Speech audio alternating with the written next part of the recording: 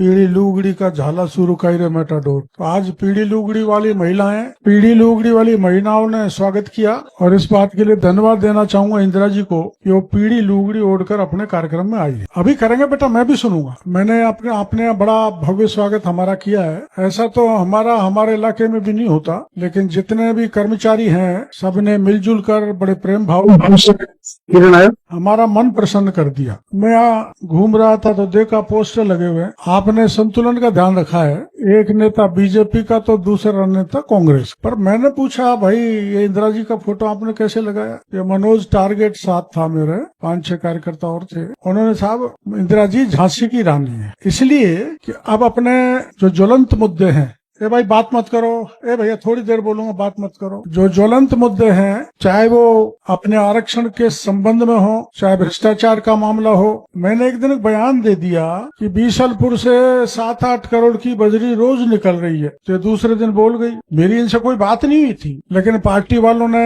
ये दिमाग लगाया कि आपने उनको बुलवाया है, और आपको पता है कि मेरे को नोटिस भी मिल गया था। ये बात सही है कि अपने घर की बात बाहर नहीं बतानी चाहिए। अपने घर वाले भी कहते हैं भाई घर की बात घर में ही होनी चाहिए। इतनी सी गलती मेरे से हो गई थी। पर ये इंदिरा जी का जब राज था, जब मुख्यमंत्री गहलोत साहब थे, तो उस समय मैंने ऐसा कोई मुद्दा नहीं छोड़ा जिसको मैंने उठाया नहीं हो। दिन हो, रात हो, सड़क हो, रेल की पटरी हो, बिहाड़ों का जंगल हो, ऐसा कोई जगह नहीं छोड़ी जहाँ पर मैंने जनहित के मुद्दों को नहीं उठाया। इसलिए मेरी बात फिर जाएगी, यहाँ से पक्की जाएगी, ये भेजेंगे पत्रकार। इसलिए मैंने माननीय मुख्यमंत्री जी से कहा था, मुख्यमंत्री जी, चाहे थानेदार का मामला हो, चाहे मास्टर का हो, चाहे डॉक्टर का हो, चाहे RS का हो, जो भी मामले, चाहे आमागढ़ का हो, उनमें मछली तो पकड़ी गई है, लेकिन मगरमच्छ नहीं पकड़े गए। आप उनको पकड़ो। मेरी दृष्टि में ये किसी तरह प्रशासनहीनता नहीं है, लेकिन मैंने एक पुरानी बात बता दी थी। इंदिरा जी के राज में मेरे पीछे हरदम CID रहती, मेरा टेलीफोन रिकॉर्ड होता था। तो मैंने कि पहले के अधिकारी अभी तक बैठे हैं, मेरा टेलीफोन रिकॉर्ड कर आज भी हो रहा है और मेरी CID हो रही है। तो ये बात सही है, मेरे को घर में बतानी चाहिए किसी गलती हुई। लेकिन अगर कोई भ्रष्टाचार फैलाएगा, तो मेरा भाई क्यों नहीं हो, मैं उसको छोड़ने वाला नहीं। मैं अभी वो भ्रष्टाचार या गिनाना नहीं चाहूंगा, क्योंकि इंदिरा जी बैठे, मामला राजनीतिक हो जाएगा। मैं राजनीति नहीं करना चाहता। लेकिन अभी आपने यहाँ नाटक देखा है अंग्रेजी में, पता नहीं क्या गाड़ी दे रहे थे वापस, हमको तो समझ में ज्यादा आई नहीं। लेकिन उसका सार ये था कि अगर एडमिशन लेने में भी पैसा देना पड़े, अगर थानेदार टीप के हो, परीक्षा पेपर को लीक करके बने, तो थाना कैसे चलेगा? लड़ाई यही है। और ये लड़ाई, अब हम तो भाई देखो मेरी बात सुनो, मैं तो बूढ़ा हो गया। और एक गीत गाया था सवाई माधोपुर में मेरे चुनाव में, हरा पग पकड़ू माधोपुर, राखो लाज बुढ़ापा। तो धन्यवाद है सवाई माधोपुर वालों को, बुढ़ापे में मेरी लाज रखती, नहीं तो मारने वालों ने कोई कसर ही नहीं छोड़। एक हमारे खड़ी हो गई, उसको सबने संग दिया कि डॉक्टर किरोड़ मरना चाहिए किरोड़। हम जब हमारे संघ की शाखाओं में जाया करते थे तो खेल खेलते थे विष अमृत, सिर पे हाथ रख के विष कह दिया तो बैठ जाता था, कोई दूसरा घूम के आया उसने अमृत कह दिया तो उड़ जाता। ऐसे मेरे सिर पर विष खेलने वाले बहुत थे, लेकिन मैं धन्य हो सवाई माधोपुर की जनता से कि मेरे को बुढ़ापे में मेरी लाज रह गई। मैं विधानसभा, अब मैं मंत्री हूँ भी और नहीं भी, दोनों ही चीजें। मैं कह रहा हूँ मुख्यमंत्री जी को मेरा इस्तीफा स्वीकार करो। वो कहते हैं क्यों, क्या करो? मैंने कि मेरे तो वही सड़क अच्छी लगती थी, क्योंकि आज ये बच्चे कह रहे हैं कि इंटर डिस्कॉम ट्रांसफर होना चाहिए। ये मेरे पास में भी एक छोटा सा बच्चा आया था, मेरे कान में कहने लगा, बाबा मेरी मम्मी यहाँ मास्टर है, मेरे पापा बहुत दूर है, मेरी मम्मी दुख पात 3rd ग्रेड टीचर है। देखो सिफारिश भी कराई तो इतने से बच्चे से कराई, तो मेरे को दया आ गई, उसका नाम लिख लिया। उसका तो चाहे कुछ भी करना पड़े, बाबा है तो मुमकिन कराऊंगा। फिर जब 70 साल की उम्र में मैं आमागढ़ पे चढ़ सकता हूँ, तो मेरे को बूढ़ा मत मान। हमको उस समय चेतावनी दी गई कि कोई परिंदा भी पैर नहीं रख सकता। हमने कहा हम रखेंगे। हजारों की पुलिस, थानेदार, कितने दिवस, अग्नि वर्षा, अश्रु गए, वो आसमान में उड़ता है ना, क्या कहते, ड्रोन, पता नहीं सब कहाँ गायब हो गया। हमने तो आमागढ़ पे जाके झंडा 8 जवानों को और ले गया था मैं। हमको सांप मिला, घोड़ा मिला, भगेरा मिला, लेकिन हमका हमारा बाल बाका इसलिए नहीं हुआ कि मत्स्य अवतार की सारी जनता भक्त हमारे साथ थे, इसलिए हमारा बाल भी बाका, क्योंकि हम ईश्वर का काम करने गए थे। वहीं अभी एक दिन एक मीटिंग थी, वहाँ मैं बोल गया था।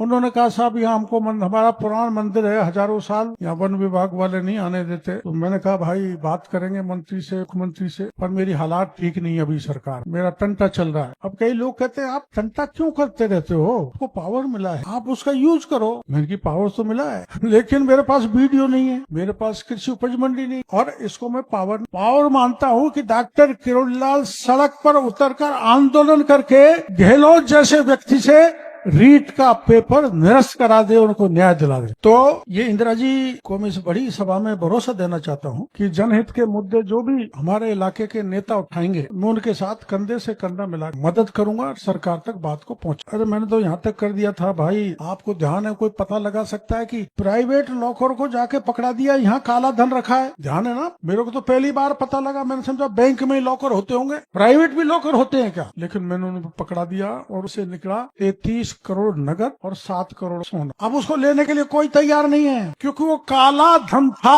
काला धन को लेने वाला कोई नहीं है। जो भ्रष्टाचार कभी भी हुआ, मेरी भी मैं ये नहीं कह रहा मेरी सरकार में नहीं हो रहा, पर मैं नहीं कर रहा, हमारे मंत्री नहीं कर रहे, मुख्यमंत्री नहीं कर रहे, लेकिन अब दिक्कत ही आ रही है, पिछले राज का थानेदार यहीं बैठा हुआ है। तो मैं आपको एक बात तो ये कहने के लिए आया हूँ, भाई अपना समाज है, बहुत बड़ा समाज है, यहाँ कम हो सकता है, लेकिन जहाँ से मैं आया हूँ वहाँ बहुत है। तो बाकी के जो समाज अपने साथ रहते हैं, उनको मिलके उनके साथ चलने की आदत बनानी चाहिए। आजकल का सोशल मीडिया ऐसा चला है, जो चाहे जिसको गाली दे देता। कई बच्चे ऐसे, मैंने उनको समझाया, ब्राह्मणों को गाली देते। अरे मैंने कहा जो व्यक्ति है उसमें अच्छे गुण कौन से, उसको ग्रहण करो। मेरे में क्या बुराई है, उसको मैं कैसे त्याग सकता हूँ, ये समाज सुधार का सबसे बड़ा मुद्दा होना चाहिए। अब हमारे वो सोशल मीडिया वाले हैं, वो तो मेरे को ही नहीं छोड़। अभी ये पटवारियों का कोई मामला चल रहा है, मेरे को तो अभी पता लगा, शायद इंदिरा जी ने बताया, भाषा मेरे को पता नहीं था, मेरे पास तो कोई आया नहीं। तो वहाँ बगड़ी में पंचायत हो रही है, लाल चोट में बगड़ी, वहाँ से फोन आया, ये सब आपको गाड़ी दे रहे हैं लोग। मैंने की मेरी माँ कह गाड़ियों से घूमड़े नहीं होते, चलती रहती गाड़ी। मैंने कहा समस्या क्या है, उन्होंने कहा समस्या ये है कि पटवारी के जो पद थे वो कम कर दिए। मैंने कहा मेरे पास आ जाना, कम करने वाले का हाथ पकड़ के कलम से दस्तखत करा दूंगा कि पूरा पोस्ट होगी। कुछ अफसरों की चालाकी होगी, बड़ा इंदिरा जी नहीं होती तो मैं बहुत, आरपीएससी में क्या क्या कबाड़े नहीं हुए। मैंने 12 कॉपी दी, एक दिन 12 कॉपी खाली, और उस खालियों में नंबर दे रखे। इधर सवाल है, पन्ना उधर देखो तो 7 नंबर, 8 नंबर, 5 नंबर, और लोग आरएस बन गए। ऐसी आरपीएससी तो हमने कभी भी नहीं देखी। पायलट साहब ने भी कहा था कि भाई आरपीएस का भंग होना चाहिए, पर भंग नहीं, वो पुनर्गठित हो सकती है। तो मैंने मुख्यमंत्री जी को कहा भाई इसको पुनर्गठित करो, बड़ा भ्रष्टाचार यहाँ पर फैल गया, तो जोर लगाएंगे सरकार पर एक बात मैं आपको कहना चाहता हूँ कि जहाँ भी कोई जैसी भी तकलीफ परेशानी आपको आ जाए, वैसे तो इंदिरा जी कांग्रेस के सब लोग आपको साथ देते हैं, यहाँ के देवल साहब भी आपको कह के गए, बड़े अच्छे नेता है, वो आपको हर तरह का सहयोग देंगे। लेकिन चाहे यहाँ आवश्यकता पड़ जाए, चाहे आपके गांव में आवश्यकता पड़ जाए, हर तरह के काम कराने का भरोसा मैं आपको। एक बीमारी बड़ी है, 3rd ग्रेड के टीचरों का ट्रांसफर उधर होना चाहिए। और मैंने अभी एक बहन जी बता रही थी यहाँ पर, अरे मैंने कहा भाई तुम सारे मास्टर, सारे बिजली के अफसर अगर हमारे इलाके में चले गए तो हमको यहाँ बुलाएगा कौन? कोई नहीं बुलाएगा, राम राम करने में तो है ही नहीं। लेकिन ये एक मुद्दा है। हाँ, मैं 36 की बता रहा हूँ, 36 की बता रहा हूँ भाई। देखो ऐसा है, मैं आपको एक बात ही जाति की बात करने के लिए, इसलिए आपको ध्यान है, ये इंदिरा जी के राज में एक पुजारी को तेल छिड़क के जला दिया। 3 दिन तक मैं महुआ के थाने पर लेके बैठा रहा, पंडित था। मैंने कहा यार यहाँ न्याय नहीं मिलने, मुख्यमंत्री के घर पे ले, पुलिस बहुत हुआ, पहरा दे रही है पुलिस, 100 सवा 100 एसपी वहाँ, डीएसपी वहाँ, एडिशनल एसपी वहाँ, और मेरे हर कदम पर ध्यान रखे। लेकिन आप अचंभा करो, मैं वहाँ से लाश को लेके मुख्यमंत्री के घर के दरवाजे पे ले जाके बैठा दी पुलिस। दूसरे दिन वो जो खाली होता है ना, वो खाली डब्बा, उस पर लठ मारती रही, उसमें पंडित नहीं निकला। वो थानेदार सस्पेंड हो गया। थानेदार बड़ा तो कोई सस्पेंड होता नहीं। वो मेरे से एसपी ने पूछा साहब आप ले कैसे गए, हमें ये तो बता दो, मैं यहीं तो बैठा था। मैं गहलोत साहब से कहूंगा सारी पुलिस का ट्रेनिंग सेंटर लगा दो, मेरा भाषण करा दो, पुलिस एक्सपर्ट हो जाएगी। यानी जिस किसी भी जाति, समाज, धर्म, किसी भी क्षेत्र का व्यक्ति का काम पड़ा पूरे 5 साल तक करूंगा, और जब तक तन में प्राण है तब तक लड़के आपकी सेवा करता रहूंगा। इस बात का भरोसा मैं आपको दे। अब हमारे यहाँ घटना हुई थी समरावता, तो घटना होते ही मैं गांव पहुंच गया। हालांकि मेरे को डांट पड़ी, पहुंचे तो विपक्षी पहुंचे, मैं क्यों पहुंच, पर मैंने सोचा मेरा परम कर्तव्य बनता है कि वो गांव अपना है, लड़ने वाले अपने हैं, कहीं ज्यादा गड़बड़ नहीं हो जाए। तो पहुंचते मैंने डीजी को कहा कि अब यहाँ पुलिस अंदर नहीं आएगी, किसी को गिरफ्तार नहीं करेगी। हाँ, जिसने कानून को हाथ में लिया है, जिसको निर्दोष किया है, पहचान के तसल्ली से आप गिरफ्तारी करो, कोई दिक्कत जरूरत नहीं है। उस गांव को मिलाने का हमने करवा दिया, उनियारा में मिलना चाहता था, उस गांव में जो भी नुकसान हुआ है सब तरह का नुकसान देंगे, लेकिन अब 2 महीने बाद 4 महीने बाद फिर समझौता हुआ है। ये दुर्भाग्यपूर्ण है। दुर्भाग्यपूर्ण इसलिए है कि हमको समाज की लड़ाई लड़नी है तो समाज के नेताओं से पूछ के सरकार से समझौता करना चाहिए था।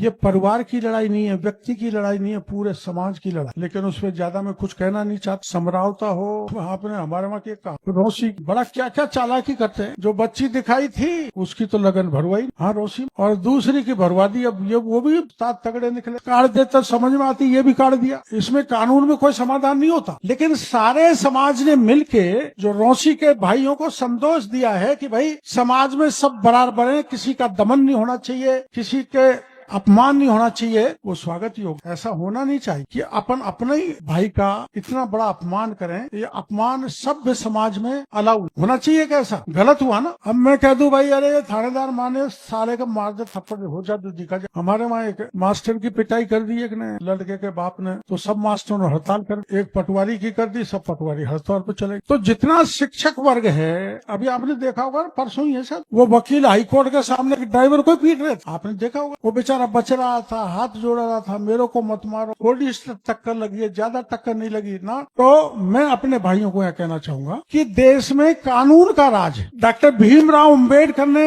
हमारे लोकतंत्र को, हमारे देश को चलाने के लिए इतना अच्छा कानून दिया है, उस कानून का उल्लंघन नहीं होना चाहिए। क्या इसको मानोगे? मानोगे तो समाज में जो भी बुराई आ रही है, चाहे सोशल मीडिया के थ्रू आए, चाहे आपके यहाँ तो मेरे समझ में वो डोडा पोस्ट ज्यादा लेते, हमारे तो स्मैक लेने लगे, और गाँव के गाँव बर्बाद हो गए। मेरे वहां तो टिपर बहुत हो गए। टिपर ही कहते हैं ना, पहले हमारे टाइम पे तो टीपने वाले हुआ करते थे, टीपने वाले, अब टिपर हो गए। और जिसने स्मैक पी लिया और जो टिपर बन गया, वो परिवार कुछ समय के लिए आनंद ले सकता है, बाकी वो परिवार बर्बाद हो जाए। तो हमारे समाज में जो भी बुराई है, अब वो लोग तो नहीं रहे या तो कम हो गए। भाई मेरा शादी हो गई, घरवाड़ी पढ़ी लिखी नहीं है तो छोड़ दे, कम हो गया है, अभी थोड़ा बहुत है? मेरे वहाँ बात सुन लो ढंग से, अरे तुम सुनना ढंग से। यहाँ मेरे नांगड़ की मिली थी अभी, नांगड़ की बच्ची कोई, वहाँ एक मानपुरा गांव है, उसके पति ने मजदूरी करके को पढ़ा के तैयार किया, नाम था सुशीला, और वो बन गई लेक्चरर बनते ही पति को छोड़ दिया। ये जो बुराइयां हैं, इनसे समाज को बचा के रख। एक बुराई और है जो मैंने किसी समाज में नहीं देखी, कि हमारे जो नेता हैं, हम हैं, वो आपस में टांग खिंचाई ज्यादा करते हैं। हम टांग खिंचाई ज्यादा करते हैं, एक दूसरे को गाली ज्यादा देते हैं, एक दूसरे को अपमान ज्यादा करते हैं। इसलिए मेरा सब शिक्षक वर्ग से, सब सरकारी कर्मचारियों से प्रार्थना है, आग्रह पूर्वक निवेदन है कि कोई भी नेता या छुटभैया नेता हमारे किसी भी दल के व्यक्ति को नीचा दिखाने के लिए आपके सामने गाली दे तो उसको डांट के चुप करने का आपका कर्तव्य। यहाँ ये बड़ा अपराध कर रहा है हमारा, और इससे आपस में कटुता बहुत बढ़ रही है। अरे भाई कांग्रेस का मंच है तो हमको खूब गाली दो, क्या दिक्कत है? और भारतीय जनता पार्टी का मंच है तो मैं जो गड़बड़ कर रही है कांग्रेस में खूब गाऊं। अब के तो सरकारी नौकरों ने हद ही कर दी। मोदी आ गया ना, मोदी आ गया तो रिजर्वेशन खत्म है। ये इंदिरा जी इनके लोगों ने ऐसी हवा चलाई, हम रोक नहीं पाए। मोदी आ गया तो संविधान खत्म हो जाएगा। अरे मेरे भाइयों, किसी के बस की बात नहीं। मोदी ने भी सभाओं में कह दिया, ऊपर से अगर अम्बेडकर भी आ जाए, आरक्षण नहीं बदलेंगे, संविधान नहीं बदलेंगे। लेकिन ऐसे पागल है। मैं जाता था गाँव में, बाबा अब तो तेरी डॉक्टर, अब हम सुने कौन, तेरी दूर है, हमसे बोला ही मत। मैंने भाई वो क्या गया? अरे मैंने देखा तुम्हारा रिजर्वेशन रुका दिया। हाँ रुका। और मीणा का मामला सुलझा दिया। हाँ। और मैंने की 50 करोड़ खर्च करके हाई कोर्ट बना दी। बिल्कुल बना दियो, पर आप कहते तो तू कच्ची मत बता, हम वोट कौन दें। तो मैंने वैसे ही जोश में घोषणा कर दी कि अगर लोकसभा के चुनाव विशेषकर दौसा, सवाई माधोपुर, करौली हार गए तो मैं मंत्री पद से दे दूं। उसके बाद भी नहीं सुने, दे तो दे भैया, हम तो वोट आपके नहीं देंगे, तुम तो हमें इस्तीफा। इसलिए वो आपके मन की बात है, अंतर मन की बात, जो आदमी का दिल कहता है वो काम करता है। लेकिन सरकारी कर्मचारियों को इस मौके पर मैं विशेष प्रार्थना देके कहना चाहता हूँ, समाज के किसी व्यक्ति की, विशेषकर नेताओं, अफसरों की एक दूसरे की टांग खिंचाई काट करने की बात पर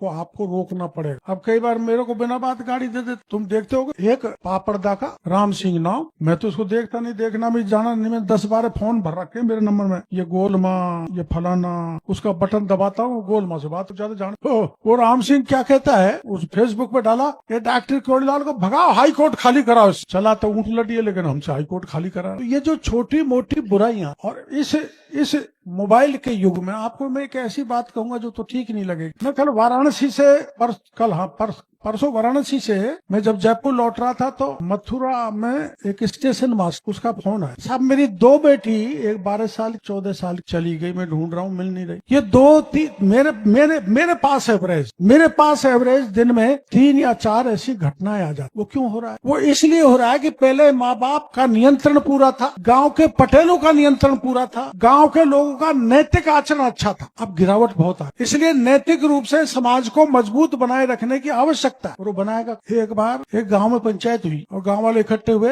एक लड़का खड़ा होकर पेशाब करता था, तो गांव वाले पंच ने, भाई तेरा बेटा हम रोज देखते हैं खड़ा होकर पेशाब करता है, या तो तू उसको समझा ले, नहीं तो तेरे पे रखेंगे 11,000 का दंड। वो फिर भी नहीं रुका, फिर पंचायत हुई तो फिर भी नहीं रुका। तो गाँव के ये मनोज टारगेट जैसे आदमी ने सोचा कि कुछ न कुछ गड़बड़ है, तो टारगेट ने जाके देखा, बेटा तो खड़ा ही होकर पेशाब करता था, बाप बाखिड़ में घूम घूम के पेशाब कर रहा था। अरे जब बाप घूम घूम के पेशाब करेगा तो बेटा क्यों मानेगा? डॉक्टर क्योड़ीलाल दारू पी के कहीं बाजार में घूमेगा तो आप मेरी बात मानोगे? नहीं मान। मेरे तो बड़े पुराने मेडिकल कॉलेज में जब पढ़ता था, जब 1-2 प्रेमिकाएं चक्कर में मैं उनके चक्कर में फंस गया था, जब तक मैं बहुत स्मार्ट था, तो मैंने सोचा यार गलत हो जाए। और सुन लो भाई, में तो ऐसे चक्कर बहुत चलते हैं, बाकी जगह नहीं चलते इतने, क्योंकि लड़की भी डॉक्टर होती है, साथ में पढ़ती है, लड़का भी डॉक्टर। मेरे साथ मेरा एक लड़का है, नया पीए है, मैंने उससे पूछा रे शादी सगा बस होने वाली, तो सगाई नहीं हुई, सब ऐसे ही। मैंने कहा अपने तो पहले सगाई होती है, फिर बेटा वो शादी होती है। साहब मेरे तो सीधी, तो तू चक्कर तो बता कि हम कॉलेज में पढ़ते थे तो दोनों की दोस्ती होगी, इसलिए सीधी शादी हो। देखो भाई, जो अपनी संस्कार है,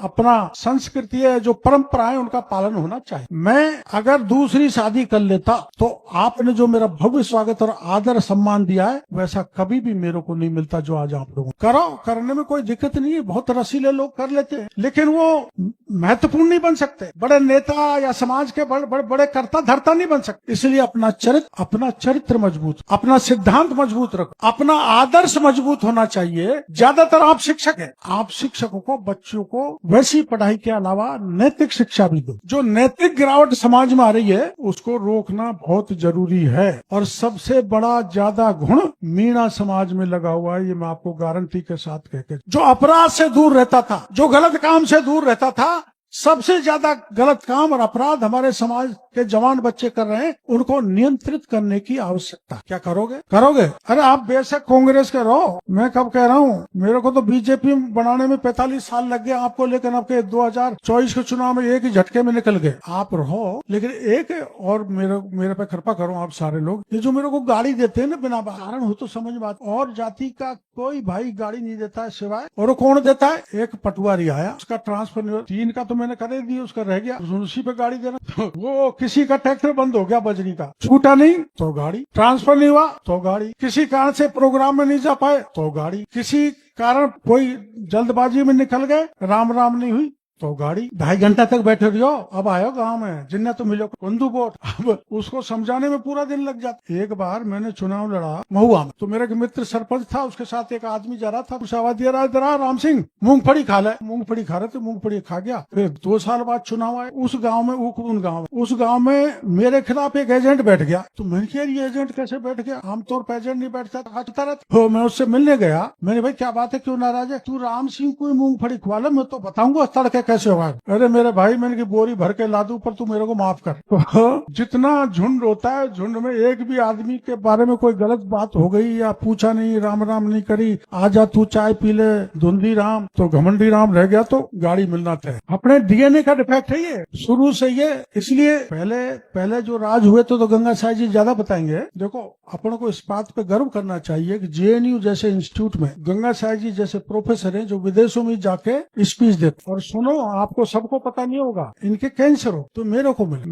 मैं कहूंगा इतने इनके आत्मबल के बारे में मैं आपको सार्वजनिक रूप से कहूंगा। मैंने कहा ना, चिंता मत करो, ऊपर वाला बैठा है, आपका जीवन लंबा चलेगा। और कैंसर का इलाज ब्रेन का, भगवान की कृपा देखो कि वो जड़ मूल से खत्म हो गया, आप जैसों का आशीर्वाद। इतनी अच्छी प्रतिभाएं अपने समाज में, उनका सम्मान करो, आदर करो। मेरे पास एक लड़की गई थी महीने के पहले, क्या था वो, छक्का मारने वाली है। कोई प्रतिभा ऐसी? अरे कोई प्रतिभा है क्या ऐसी? नहीं है। इनको उभारो, इनको सहयोग करो। करो, अच्छी चीज को साथ दो। मैं भी एकदम मैनपुरा में था तो एक लड़का आया और वहाँ सांप छोड़ दिया, भगदड़ मच गई। अरे क्या है, अरे भाई कि मैं इनकी तन इसका जहर तो तोड़ दिया ना, क्या काम जहर तोड़ने का, एक को भी खा जाए तो मेरी गारंटी है मैं तू खूब है। ये हमारा दीपक वहीं था, तो वो एक ही नहीं ऐसे 40 सांप पकड़ चुका जिंदे, और उनसे खेल खेलता है, ये भी कोई कला। और एक बार काट लिया एक सांप ने तो उसका कुछ बाल बाका नहीं। तो प्रतिभाएं बहुत है अपने यहाँ, अपने प्रतिभाओं को बढ़ावा मिलना चाहिए, सम्मान मिलना चाहिए। और देखो भाई, बड़े लोगों का सम्मान, गुरुजनों का, माता पिताओं का सम्मान और